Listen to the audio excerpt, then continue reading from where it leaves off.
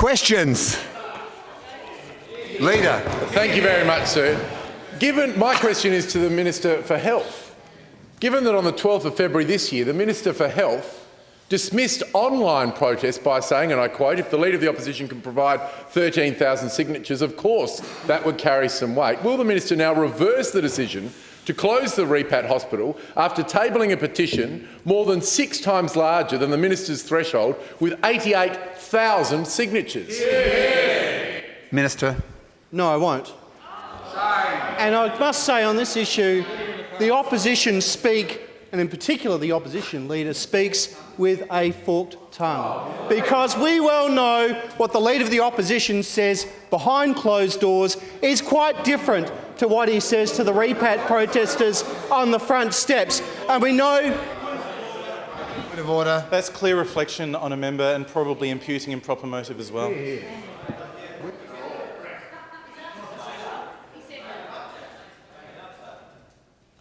Look, I think it is imputing improper motives. The question was asked in a reasonable spirit. It wasn't strongly rhetorical or insulting, so I would ask the Minister to move away from that line of reasoning. Well, the short answer is no, sir. Supplementary, sir. Can the Minister explain his decision to ignore the views of in excess of 119,000 South Australians? Simply because this is a view that not even the Leader of the Opposition shares. The Leader. Can the Minister perhaps explain to the Parliament why he has made the decision to ignore the views of 119,000 South Australians, the veterans community and, most importantly, the people of the southern suburbs who are now going to be without vital healthcare facilities in their region? Minister. Mr Speaker, we all know that there are members of the opposition who have expressed to members on this side the view. Thank goodness that you are making the decisions you are, because it means we won't have to. It means we won't have to. That is what the opposition say behind closed doors. What they say privately and in such a cowardly way, does not reflect their public pronouncements. Does not reflect. Now, the simple fact is, we've been through the arguments 100 times before about the reasons why the government has made this decision. Anyone can look at the public record about why the government has taken the decision it has. It's a decision we stand by, and it's not one from which we will be shifting. And I know it's one that privately members opposite applaud because they're happy that it's not a decision they'll have to make, and they're quite happy to exploit for base political purposes a difficult decision that this government's prepared to make. We're prepared to make the tough reform decisions, and if the leaking of the minutes of the Liberal Party room demonstrate anything, it's that they have no guts. 127 and 98. Yes, I believe the Minister. I uphold the point of order. Mr Speaker. Point of order from the member for MacKillop. No, sir. I seek leave to make a personal explanation. Well, I'm not granting you leave. Leader.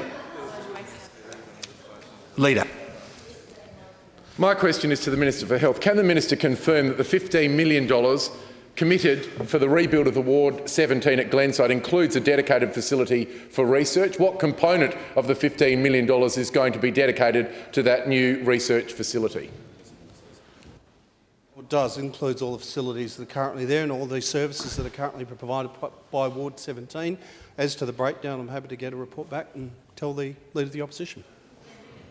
Leader. Sir, how can the government hope to provide 24 inpatient beds and a new research facility for $15 million when the estimates for a rebuild of the inpatient facility at Door Park were between $17 and $24 million? Bucks in a carrot. The Deputy Leader can leave for the day under the sessional order. The sessional order allows you to exclude somebody for up to 1 hour. Yes, for an hour, yes. I'm sorry. Minister. So we are confident that we can meet all that we have said we'll meet within the budget that we've been provided, which we've announced. Leader. Does the government expect that the move of Ward 17 to Glenside will see a reduction in the length of stay in the ward? Minister. I'll need to check with the clinicians who work there, but the clinicians who work there, including the clinical leader of Ward 17, was involved in the working group. No doubt they'll have some views on whether they can achieve reduced lengths of stay, but Ward 17 has a particular purpose to deal with not only veterans but also first responders suffering from post-traumatic stress. As to whether there is some capacity to reduce length of stay, I'm not sure. I need to speak to clinicians who are involved in that work. Leader. Why has the Repatriation General Hospital been dropped from the SA Health's elective surgery dashboard, given that the REPAT does 25% of Adelaide's orthopaedic and urology elective surgery? Minister. Oh, look, I'll need to check. I think there's been an issue with providing that with the dashboard and with a couple of sites with elective surgery, and I just need to check about why it's not there. Leader. Can the minister update the House as to what the length of stay is and the elective surgery dashboard information should be for both Noarlunga and for the REPAT, which has magically disappeared from the dashboard in recent weeks? As far as I'm aware, there's just been a technical issue with providing that information. There's no... I have to say it's a bit rich. It's a bit rich for the opposition to be making complaints about what's on the dashboard, given there was never a dashboard when they were last in government. We're the government that introduced the dashboard. We are the government who introduced some transparency. Under the previous Liberal government, you wouldn't have a clue what was going on in our hospitals because it was covered with a shroud of secrecy. I think the minister's entering debate. Yes, I think the minister is agitating ancient matters from the ancient world. Leader. Thank you very much, sir. My question is to the Premier. Given today's statistics showing South Australia has the highest unemployment rate in the nation, will the Premier now take urgent measures to halt the jobs crisis by accelerating tax cuts to stamp duty to encourage South Australian businesses and to employ more people? Premier. These are the accelerating the tax cuts that the opposition suggested would have no effect and would be of no benefit for the South Australian economy. This is the Policy-free zones. We don't follow the chain of reasoning. The budget reply speech by the Leader of the Opposition is that our tax cuts will do nothing to assist the growth of the South Australian economy or create jobs. And now he suggests that we should accelerate those same tax cuts as a response to growing the economy.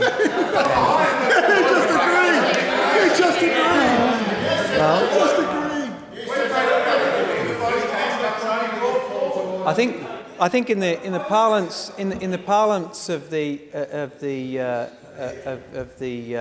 political discourse, that lacks coherence. That one idea does not.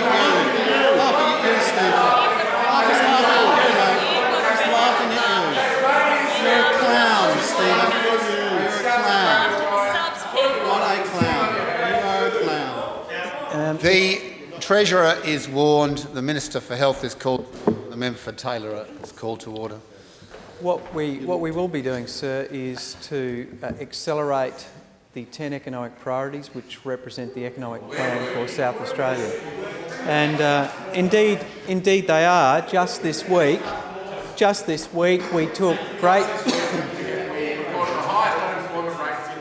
Just this week we, in pursuit of one of the critical economic priorities, which is the internationalisation of the South Australian economy, we saw the decision to reach an agreement to pursue a $4 billion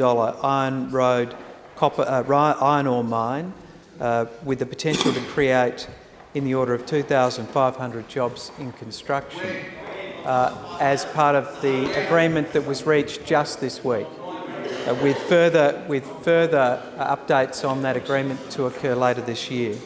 We also saw a new $70 million agricultural park investment agreement reached just this week. Another critical economic priority, of course, is the economic priority about making South Australia the best place to do business in the nation. An important piece of information we received from the business community about that is that we should align our time zone to the eastern states. That has been a regular demand of the business community to create the most competitive business environment. We've done the heavy lifting on the taxation side. The Treasurer has introduced a nation-leading budget, which has already introduced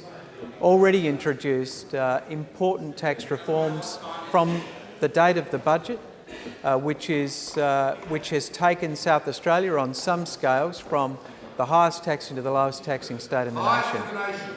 And we've never accepted that characterisation, but on some methodology, the one that's preferred by the Leader of the Opposition, we have gone from the highest to the lowest in the nation.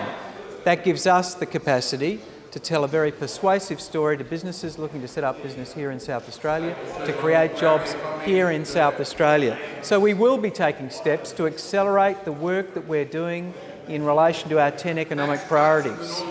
And rather than oppose our efforts to pursue those priorities, either come up with some of your own or get in behind ours. The member for Taylor.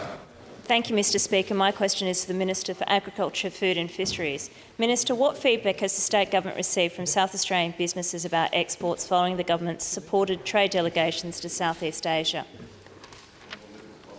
Minister. Thank you very much, Mr Speaker. I thank the member for Taylor for the question and also acknowledge the great advocacy she does on behalf of the primary producers in her electorate. And I've had the pleasure of being out in your electorate many times, member for Taylor, going through the glass houses and other businesses of people who are doing such a terrific job in that horticultural sector. Last month, the Premier and Minister for Trade led a delegation of several business people from South Australia, including 30 people from the agriculture sector representing, or agribusiness sector, representing 20 food and wine companies. And already, just a month after that visit, we're starting to see some of the rewards. Of course, one of the government's key economic priorities is premium food and wine from our clean environment exported to the world. And we have been a government that has gone out there seeking new markets and trying to build relationships and build exports in all sorts of markets right around the world. And that's the way we are going to improve the economy of South Australia. That's the way we're going to create more jobs in South Australia, by bringing money from outside our state into South Australia and getting that money flowing right through the South Australian economy. A member of Ausveg South Australia has struck a $500,000 deal to export vegetables to Malaysia, and a McLaren Vale family-owned wine producer, Nardone Baker Wines, secured export deals in Singapore, Malaysia and Thailand. These deals are brilliant for South Australia, not only for individual premium food and wine companies, but for the economy overall. Ausveg South Australia State Manager Jordan Brooke Barnett has said the trip provided a unique opportunity to build relationships and was an excellent chance to look at Thailand as a potential export market for South Australia's vegetable industry, a market they hadn't thought was feasible. He said Thailand really has the potential to be a lucrative market, and we're going to start the process of sending trial shipments of South Australian vegetables over there. Nardone Baker Wine Managing Director Frank Nardone has said this mission provided an opportunity never experienced before. Mr Nardone was able to meet with potential buyers in all three markets, and I understand he signed export contracts in Singapore with some of his wine that's normally exported to Europe now being sold there. I'm also told an order for Nardone Baker Wines has been placed in Kuala Lumpur, and they're in the process of finalising a deal in Thailand. It's all terrific news, and of course it comes the week that we've had the most powerful man in Shandong, the party secretary here in South Australia, Mr Jiang, and he led a delegation of 150 people from Shandong province. Of course, worth 100 million people live in Shandong province. It's got an economy worth $1 trillion and is the same size as the Indonesian economy. The Premier hosted a wonderful state dinner on Wednesday night, Tuesday night, and then last night I had all the procurement people, about 80 of them, who'd come over from Shandong looking to buy South Australian produce. We started the day in the National Wine Centre, where we had Lauki Flour, we had Golden North and many other great South Australian producers showing their wares. And then the party secretary and I went up to the Waite campus, and he was blown away by the high level of research that is done there in a place that is renowned throughout the world as being one of the leading agricultural science facilities. In the afternoon, Darren Thomas hosted us at his homestead up at Nan, where we looked at the great work that Thomas Foods International has done, a company with a turnover of $1.8 billion a year, which is pretty good going for a South Australian company, and they see that figure likely to grow and grow. And this is beholden on all of us here to go out and build new markets, build relationships, and make sure we can sell as much of our premium produce as possible to those in other parts of the world. Member for Florey. Member for Florey. Too much action. Sir, my question's to the Minister for Health. Minister, what information can you provide about doctors in the Modbury Hospital Emergency Department? Good question. Minister. Thank you, Mr Speaker, and I'd like to thank the member for Florey and acknowledge her dedication over many years on behalf of her electorate and people of the northeastern suburbs when it comes to the Modbury Hospital. Mr Speaker, recently there's been some inaccurate claims made about Modbury Hospital and its emergency department. Chiefly among those claims was that the Northern Adelaide Local Health Network is struggling to recruit doctors to work at the emergency department. Mr Speaker, this is simply not true. While the emergency department's been dealing with the demands of a very difficult flu season, both inpatient presentations and in higher sick leave taken by medical staff, there's been no issue in recruiting doctors to work at Modbury. In fact, there have been many more applicants than there have been positions available. Mr Speaker, I'm told by the Northern Adelaide Local Health Network CEO, Jackie Hanson, that the emergency department just added 3 doctors to its staffing list in the last week and expects to employ additional consultant-level doctors in coming months. Similar to other EDs across our metropolitan network, Modbury's been very busy, and unfortunately we've seen this result in higher sick leave taken by doctors compared to last year. In response, SA Health has used local medical staff to cover this shortfall as part of its winter demand strategy. And I'd like to thank the doctors, nurses, paramedics and staff across our system for their hard work and dedication during this very busy period. Mr Speaker, for over 40 years, Modbury Hospital has been serving the northeastern community. I'd like to assure the House that with Transforming Health's investment, Modbury Hospital will continue to be an important part of our public hospital system for many years to come. Member for Rennell. Thank you, Mr Speaker. My question is to the Minister for Education and Child Development. Can the Minister advise how the Trade Training Centre on the APY lands is supporting young people gain qualifications and boost job opportunities? Minister. Thank you, sir. I do just return from my visit to the APY lands, which was my first as an adult. I had gone as a child to Mimili when I was about 8, but other than that had not had the privilege of visiting the APY lands, and had an extraordinary few days travelling some 1,000 kilometres by car around to 3 of the communities plus Umua. The Trade Training Centre is what could have been a white elephant. It's a very large shed in the middle of Umua, which is essentially not lived in by Anangu, and it has facilities to allow training in automotive repairs, in metalworking, woodworking, and a very large commercial kitchen for hospitality, as well as a seminar room. But in fact, it is far from being a white elephant. It has been an extraordinary place for Anangu to receive training, and also for non-Anangu people living in the area to receive training. It is a facility that is used by various RTOs, including TAFE, and in the 2.5 years it's been in place, it has had nearly 600 enrolments and some 73 graduations with complete certificates to date. So what happened just 2 days ago is that we had a graduation for the students who'd graduated to date in those 2.5 years. And that's important not just because every student who graduates ought to have the opportunity to have a graduation ceremony, but to really emphasise both to the students and to the community that this is a solemn and serious event where their young people have made a decision not only to make themselves stronger through education, but to make their community stronger. So to be privileged enough to be part of that ceremony, to sit and watch numerous Ananul go across the stage to hand them their certificate, to have several students use those to contribute towards their SACE, and one student from Mimili was there to receive her certificate as part of having completed her SACE. It was an extraordinary privilege. It reminds me that while there are many complications and many difficulties on the lands, there are also lots of stories of strength and of hope, and particularly when the Ananul community itself is sitting behind the projects.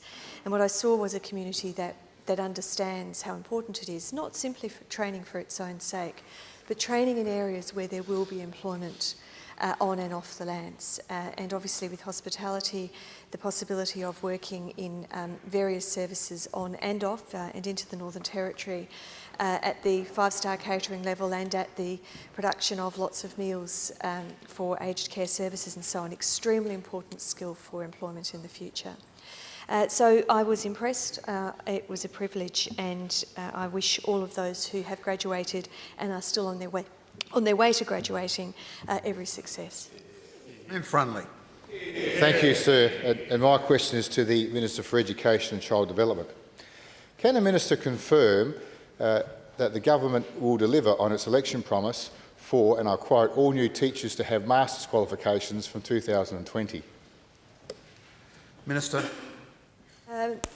The difficulty, and I don't think I can bring you completely up to date today, is that I believe that we're still in discussions with the Commonwealth Government about adjusting the cap on masters' places. However, given that Minister Gago in the other place is the lead on undertaking that work, I will seek an answer from her to bring back to the House. Supplementary. Can the Minister advise on how that promise will be delivered when there are only now 4 academic years until 2020? Minister. As I've indicated, that the Minister who is leading that is Minister Gago in the other place, and I will seek a report back. Supplementary. And will students have access to HECS or fee help in order to obtain their master's degrees? Minister. Again, I suspect that falls firmly into the task of the Minister Gago. However, I would like to say that the idea of having teachers have higher qualifications is a good one. What we want are teachers who are capable of leading their kids in the 21st century to develop those skills that are required for the future. And I am absolutely delighted to be part of an effort to lift the level of the qualification for teachers, not only pre-service, but also we are funding a number of scholarships for existing teachers who are already in service to gain masters in order to further improve their qualifications for teaching. Member for Mount Gambier. Thank you, sir. My question is to the Minister for Health. Due to the palliative care cuts to the south-east, can the Minister inform the House how bereavement counselling will be delivered? Minister. Suggest the member for Mount Gambier direct his question to the federal government, who are the ones who've made the cuts. Supplementary, sir. The member for Morphett is called to order. Supplementary, member for Mount Gambier. Minister, this to the Minister of Health as well. Is there an increase in the overall health budget or a decrease?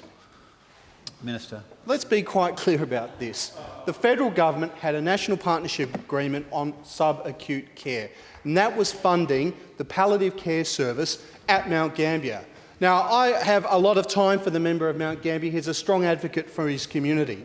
But I have to say, I'm a little bit tired of hearing this nonsense about cuts to palliative care in Mount Gambier, when the member for Mount Gambier knows full well, the only reason for this cut is because the federal government cut the national partnership agreement on subacute care. That is the only reason. The only money that has been taken out of palliative care in Mount Gambier is because of cuts to the federal government. And if the member for Mount Gambier was serious about this issue, he'd be taking it up with the federal Liberal member for Mount Gambier and with the federal government, not with me.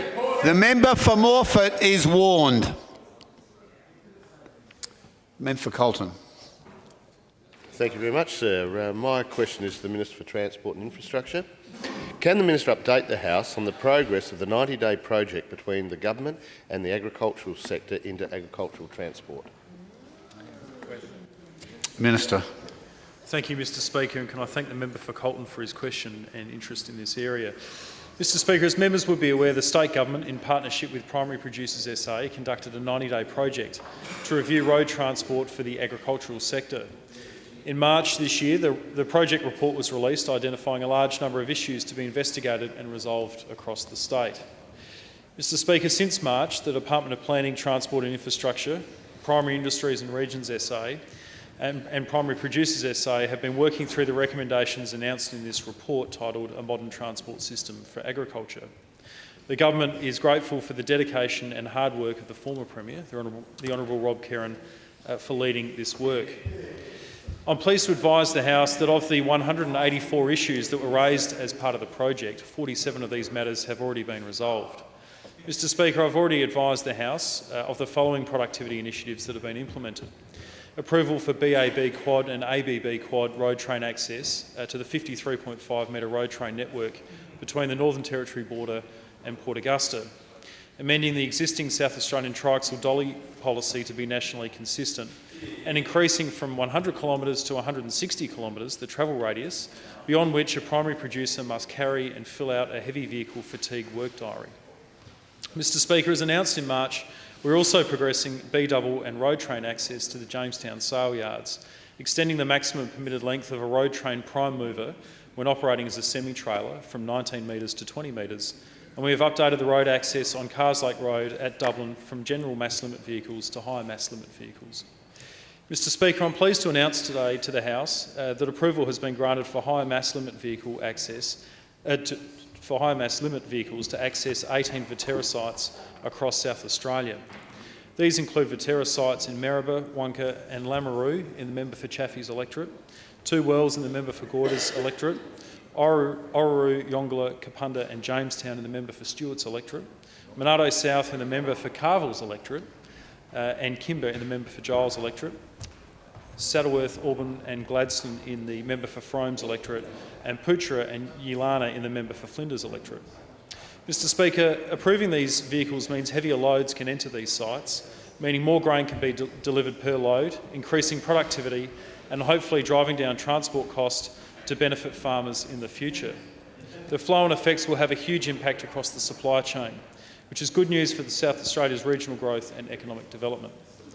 Mr Speaker, I would again like to take this opportunity to thank the contribution of Primary Producers SA and its chair, the Honourable Rob Kerrin.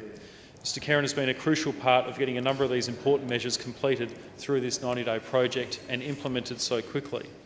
I've also appreciated the support from a number of MPs opposite, as well as the Minister for Regional Development and the Minister for Agriculture, Food and Fisheries for helping drive these initiatives.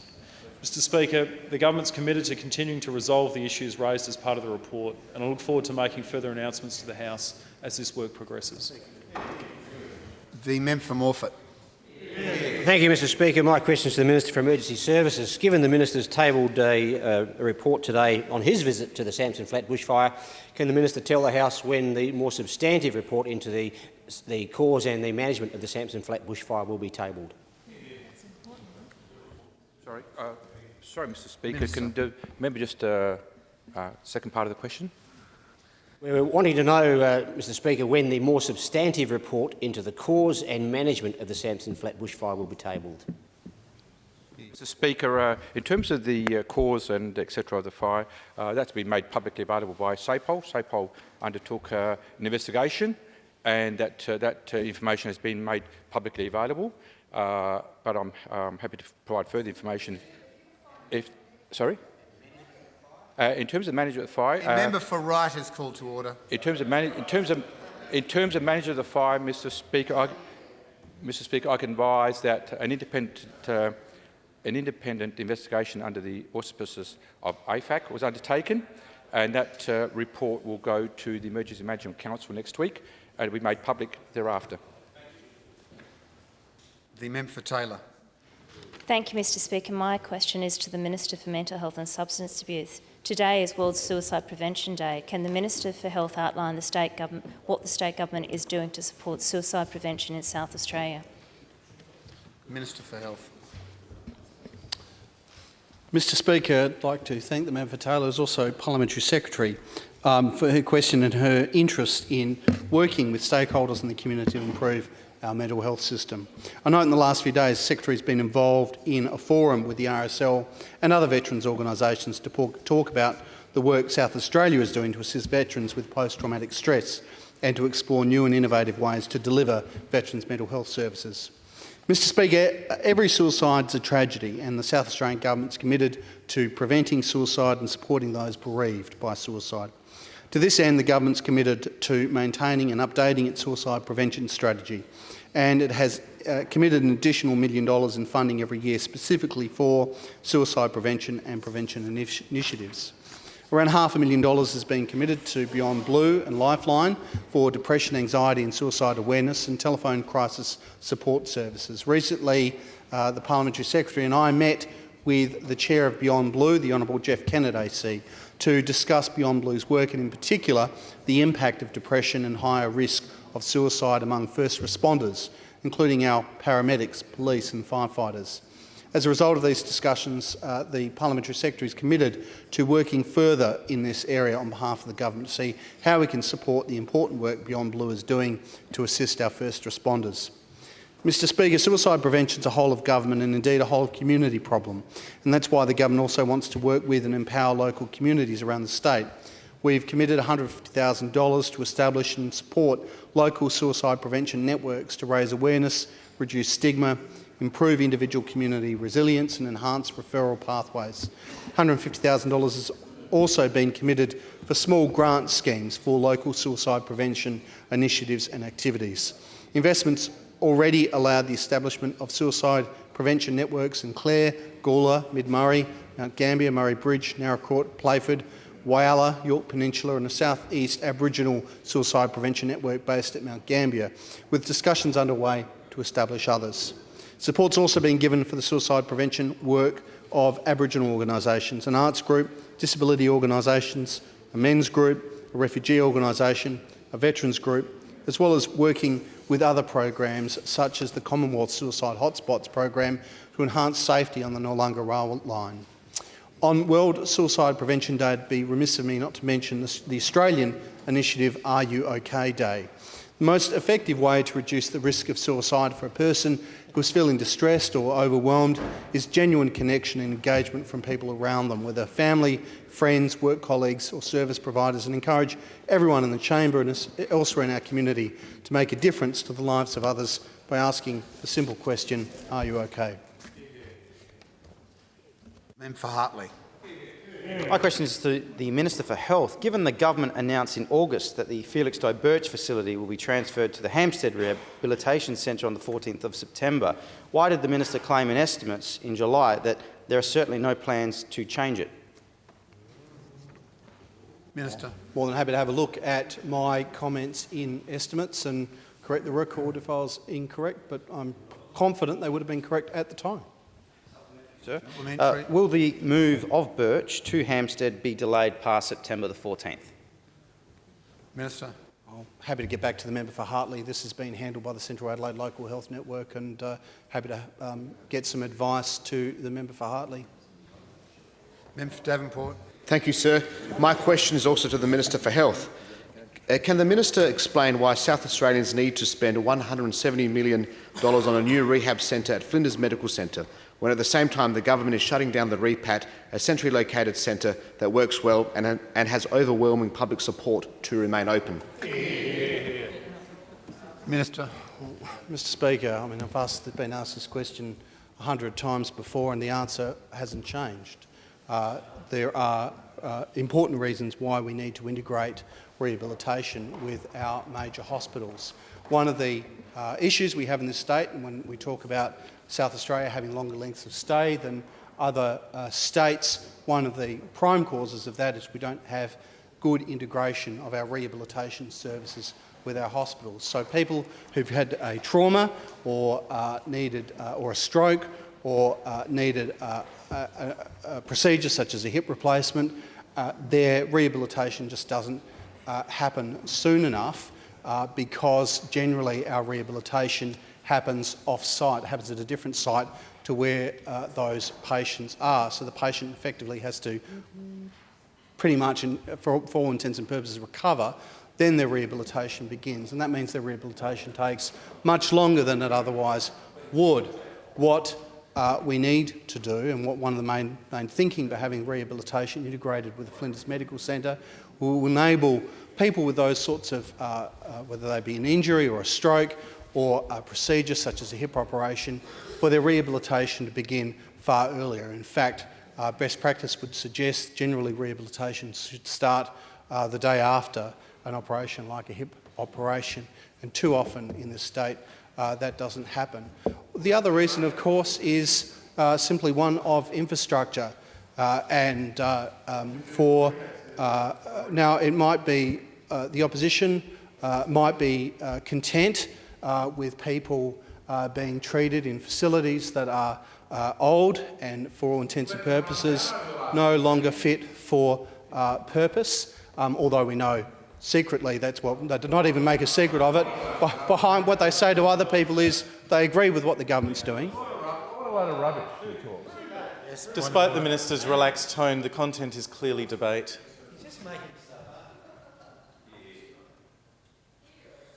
I'll listen carefully to what the minister has to say. I don't think he's imputing improper motives to any individual.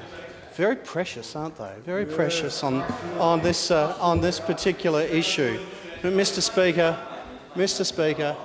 The member for Mitchell is called to order.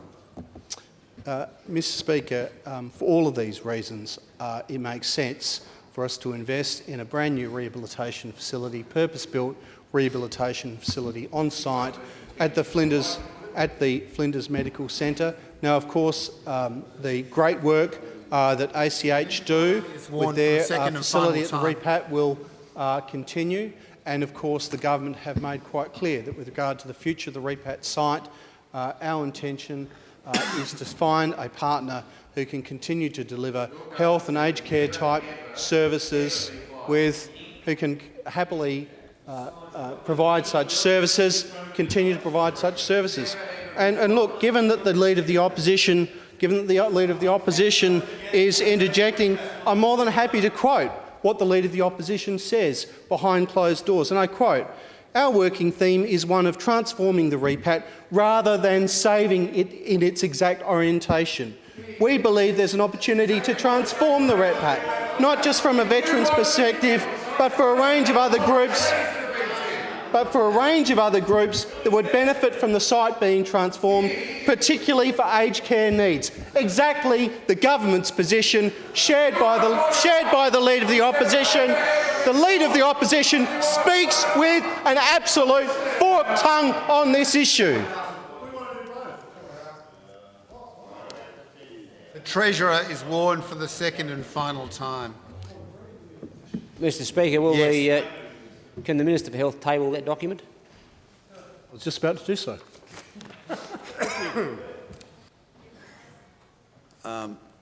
The member for Napier.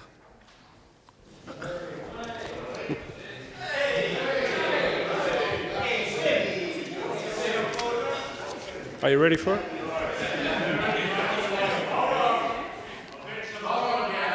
I thought you've already had enough. But... The member for Finnis is on 2 warnings.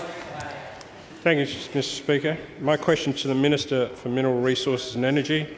Can the Minister update the House on initiatives to support the resources and energy sector and the important work carried out by geoscientists? Treasurer. Thank you very much, sir. Due to its reliance on commodity prices, sorry? Yes. Mr Speaker, the government's support for the resources and energy sector is recognised nationally and globally as being innovative. The groundbreaking approaches taken in the design of the Plan for Accelerated Exploration and the award-winning SA Resource Information GeoServer, or SARIG, as well as the South Australian Mining App for smartphones, have ensured South Australia has remained out front in meeting the demands of the resources sector, innovations I know that the member is very supportive of. This innovative spirit does not end there, and due to its reliance on the commodity prices, the resources and energy industry more keenly feels the ebb and flows of the global economy. And as industry deals with a downturn, it's important to ensure that there is a highly skilled and trained workforce. To address this, the government has been working with the industry and our universities to assist graduates get a toehold in the sector through the Geoscientist Assistance Program. During its last period of operation between 2009 and 2012, the assistance program placed 33 graduates and professionals in a variety of geoscientific roles, with almost all being retained by the company after the GAP tenure ceased. The $425,000 budgeted for the next 2 years will help maintain, develop and diversify the skills base of geoscience graduates and professionals affected by this unprecedented downturn. In the first 6 months of the new program, GAP has already placed 9 graduates and experienced geoscientists with 8 companies. The program works by providing partial salary subsidies for the employment of GAP participants, negotiating appropriate work programs and plans in partnership with the industry partner, and actively engages tertiary institutions by promoting GAP and providing advice for all geoscience graduates wishing to enter the industry. This collaboration with the South Australian Chamber of Mines and Energy, local universities and the resource sector can prevent the loss of skilled and highly trained individuals in the South Australian exploration and mining industry workforce. We found that the 2 critical points in the commodity cycle is during the upswing, when there is substantial competition for geoscientists across the country, and during downturns when exploration budgets are squeezed and geoscientists with them. Mr Speaker, I am confident that the program will continue to meet with overwhelming support from geoscientists and their employers, and generate significant interest for companies wanting to submit project proposals and employ exploration staff. I commend the program to all members of the House, and the member for Shibboleth can find the press release to be released in about 2 minutes.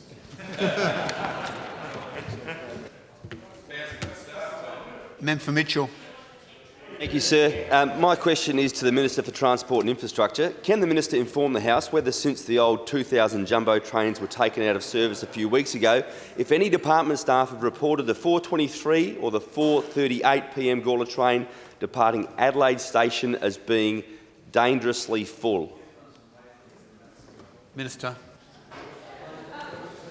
Thank you, Mr Speaker. And can I thank the member for Mitchell for his question. Mr Speaker, you'll recall that yesterday we were canvassing the issue of the retirement of the 2000 class diesel trains, which are the oldest of the train fleet that we had in service, Mr Speaker.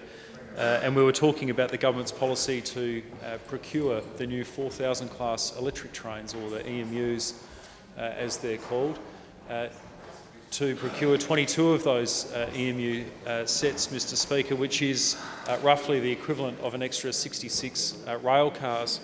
And so when we retired the 29 carriages of the 2000 class diesel trains, and given that we've, I'm advised, taken into service approximately 20 of these 3-car EMU sets, or the equivalent of 60 single carriages, Mr Speaker, there's a substantial increase to the train fleet. And that's been necessary, Mr Speaker, as obviously there is a growing demand for public transport services, including in particular the rail services, and that's been borne out by the fact that in the last financial year we had a record patronage level on our public transport services and significant increases on our train services.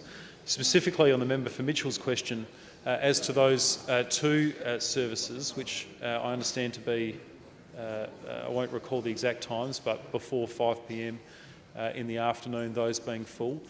I don't know the exact consist configuration of those trains, Mr Speaker, but if they are departing the Adelaide Railway Station before 5 p.m, they're likely to be smaller consist trains than the ones that they would put on during peak hour, but I will investigate the matter and come back to the member for Mitchell. But I should say, Mr Speaker, that patronage has been increasing, as I indicated, certainly in the last financial year, but there's a growing trend of that. Carriages have been being experienced by commuters as being more and more full, which of course justifies the reason why we've invested in the additional rolling stock to grow capacity across the network. The member for Mitchell. Thank you, sir. My question again is to the Minister for Transport and Infrastructure. Were there more signal failures on the Gawler line again last night during peak travel, and how many signal failures have there been on the Adelaide Metro line over the past 2 months? Minister. As for signal failures that occurred yesterday, Mr Speaker, I'll have to seek a report for the member for Mitchell and come back to him.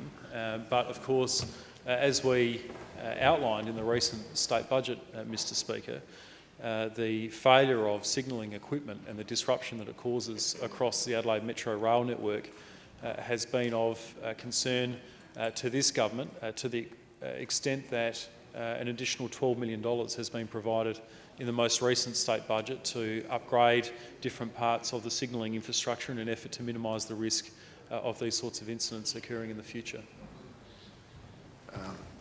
The member for Torrens. Thank you, Mr Speaker. My question is to the Minister for Multicultural Affairs.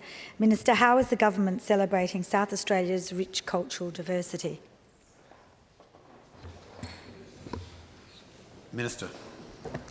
Thank you, Mr Speaker, and I thank the member for Torrens for this question. Our government is committed to creating an inclusive and cohesive community where cultural and religious diversity is welcome and celebrated. We recognise the positive contribution of our multicultural communities, and we respect their right to express and share their individual cultural heritage within our thriving state. Very pleased to advise the House that the Department for Communities and Social Inclusion will host the annual Multicultural Festival in Rundle Mall on Sunday, the 1st of November 2015. The festival aims to increase cross-cultural understanding, bringing together South Australians from all walks of life to celebrate diversity through a host of activities and events. It will feature 62 multicultural community groups showcasing their cultures through music, dance performances, cultural displays, food sales and workshops.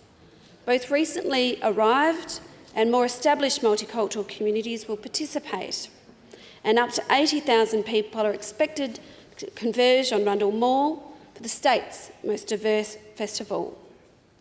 As members of this House are aware, South Australians have made festival living part of their identity. Everyone seems to be outside, watching the artists paint, listening to musicians, laughing with comedians. And our government is committed to increasing social participation of our culturally and linguistically diverse communities. That is why we've tripled the investment in multicultural communities with an extra $8 million over the next 4 years. These funds will help move our experience of multiculturalism and our appreciation for cultural and linguistic diversity into a new age of openness and inclusion. Our government understands the importance of investing in our multicultural communities because they enrich our cultural fabric and strengthen our economy. Earlier this year, I invited multicultural communities across South Australia to apply for a grant to support the costs of participating in the Multicultural Festival. I was very impressed by the applications received. I'm pleased to announce that 46 multicultural communities have received funding to participate in the festival. These communities will host many activities to showcase their culture, and some of the highlights will include the internationally renowned African and Burundian drummers, singers and dancers. Brazilian capoeira martial art displays combining dance, acrobatics and music, the vibrant colours and sound of Bollywood and the Ukrainian dances, Mexican arts and crafts and Japanese calligraphy and origami. Mr. Speaker, this festival is an excellent way to showcase and celebrate South Australia's rich cultural diversity. I encourage all members of the House to come along on Sunday the 1st of November. Our government will continue to create opportunities for South Australians to experience the many cultures that make up our thriving state. The member for Morphett.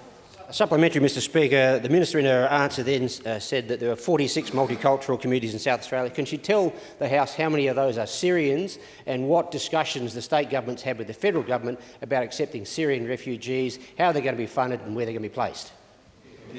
Well, I don't think that's a supplementary question. The member for Adelaide. Member for Adelaide. Oh, no answer. My question is to the Attorney-General. Is the Attorney-General satisfied with his department's response time to people who called in the Transforming Criminal Justice phone line on the 23rd of June, considering at least one constituent of mine is still waiting for a response some 11 weeks later after being promised a response within 2 weeks? Do I have the call? Yes. Okay. I thank the honourable member for her question. That particular phone-in was actually very successful, and as I mentioned before, we had something like 150 or 180 phone calls. It wasn't as good as Minister Mulligan, who had nearly 300, I think.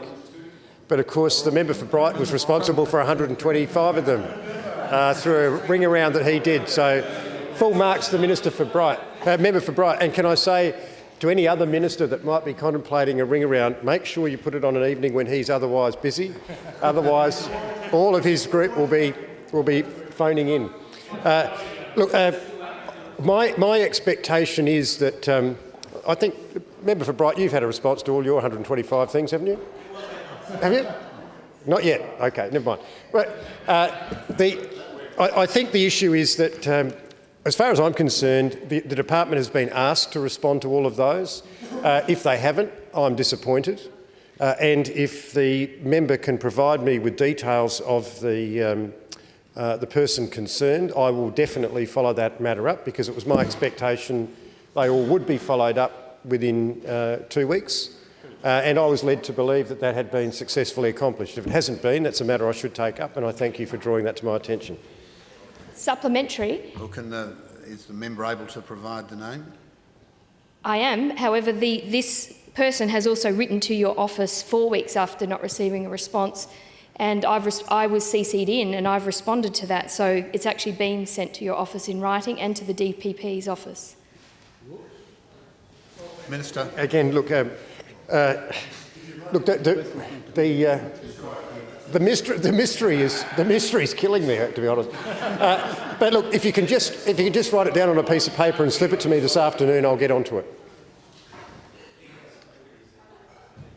Member for Stewart. Thank you, sir. My question is for the Minister for Health. Given that it's 3 months today since Alinta announced its planned closure of the Lee Creek coal mine, and it's very likely that that coal mine will be closed within another 3 months, will the Minister advise the House what the government's intentions are for health service delivery in Lee Creek and the surrounding district? Minister. Our expectation, final decision has been made, but my strong expectation is that we'll continue providing the hospital there. Exactly, it's certainly a health service in any case because of where it's situated in the highway and because it provides a service to the surrounding districts. So we'll confirm it, but my very strong expectation is we'll continue to have the hospital there. Supplementary then. So just to confirm that the expectation is that it will be provided indefinitely, and when will the confirmation be provided? Given that the mine will close probably in less than 3 months. Well, I can guarantee we wouldn't be closing it in 3 months. But there's a body of work going on within the government, not just with regard to the hospital, but all government services that are provided at Lee Creek. And so once that body work's done, then I'll be in a position to confirm it. But as I say, my initial advice is that where it's situated on the highway and the fact that there's strong communities around there who rely on the hospital, it would be very, very unlikely that we would be closing it post the Alinta closure. But I'm happy to get back to the member, Stuart. There'll be a time when the government may have a broader announcement to make about all the services with regard to Lee Creek. That's in the hands of the Honourable Kyan Ma, who's dealing with those issues. Member for Morphett. Mr Speaker, I'll try again to the Minister of Communities and Social Inclusion. Can the Minister tell the House what discussions the state government's had with the federal government about housing Syrian refugees in South Australia, how many refugees we're expecting, where they're going to be housed, and what the expected budget will be? Mr Speaker, we welcome the Commonwealth Government's decision to give assistance to refugees from Syria, and we welcome them to South Australia. This has been done before, and we are in discussions with the Commonwealth Government about arrangements about cost, and when we have a more detailed fix on what the Commonwealth provide, we can understand better what the state's contribution will be. But I think it's fair to say that everyone in the Cabinet and in the caucus thinks we can and should do more to help with people who are fleeing situations like we're seeing in Syria, and the Premier and Premier Baird were the ones who led the charge on this, and I'm glad to be part of a government that wants to do more for people who are fleeing what can only be described as hellish conditions. Member for Morphett. Supplementary, Mr Speaker. We've heard about those leading the charge. What about the details of the campaign, Treasurer? When will we hear about that? Because this is going to be a long campaign. There'll be many, many people involved. We want to know about how substantive the state government's response is going to be. Government's response will be substantive, Mr Speaker. I can reassure members opposite. We want to make sure that we look after people when they get here, that we have a conversation with the Commonwealth Government about what services they will provide, and there should be a clear delineation between the Commonwealth and the state. Obviously, we want to make sure that our local communities are comfortable, that they're well informed, that we have information programs go out, that of course that we do what we can with communities that are already here to provide assistance. There'll be language issues, there'll be health issues, there'll be educational issues, trauma issues. There'll be a whole range of responses, but we are in discussions with the Commonwealth Government about how best to do that, and we of course are attempting to understand what our contribution was last time. But we've come to some difficulty, Mr Speaker. It's very hard to find records of what the previous government did when we had the last Kosovo exchange here in South Australia. So I know where they were housed, but trying to find what services were provided, what it cost, how much was allocated. Those numbers don't seem to exist. So we will stop copying the Liberals. Yeah, we're a competent government that wins elections, so we're not copying you. So, Mr Speaker, we will do what we can. We'll do what we can for those Syrian refugees. The member for Chafee. Thank you, sir. My question is to the Minister for Agriculture and Biosecurity. Does the Minister believe that the 50 million fruit fly pupae to be produced at the new sterile fruit fly facility at Port Augusta will be enough to cover the national demand? Minister. Yeah, it's 50 million a week. Well, it's 50 million a week more than we've got at the moment, so that's a pretty good start. That sterile insect facility that we went up and turned the first sod on the other week is a tremendous boost for agriculture, not just here in South Australia. Of course, South Australia being the only mainland state that is fruit fly free, but we want to make sure that we can help those on our borders to the east in particular, where fruit flies come into record numbers. We want to make sure that we can go and join the battle on that side. Look, there's a lot of people who have been involved in this. This isn't just the government. We're the ones putting up the money to build the facility. It's $3.8 million, $4 million facility, and we're putting up $3 million of that. And so it's not a decision that we've taken lightly. But we're also working with our researchers at SARDI. We're working with the universities around Australia. We're working with the horticultural groups around Australia as well. So the exact number of how many of these fruit fly we will produce each week, and it's a big number, is something that they would have all worked on. But I'm sure that once we have it all set up, and I must congratulate the architects, Phillips Pilkington, who have done a terrific job on the design of the sterile insect facility. They also built the $20 million weight plant genome accelerator as well, so they're very good at this sort of stuff. And it was terrific to be up there with so many members of the opposition, and including Senator Anne Ruston, but to have you up there, a member for Chafee, and the member for Stewart, it's in your patch, and there'll be 10 full-time jobs associated with this for people in the local area, plus all those building jobs over the next 8 or 9 months. And of course we had the member for Hammond there, and the member for Flinders as well as Mr Ridgway from another place. So it was good to see the bipartisan support. If you think we should have more than 50 million flies a week, let me know the basis for that, and we'll keep working together on that one, all right? But I reckon 50 mil's not a bad start.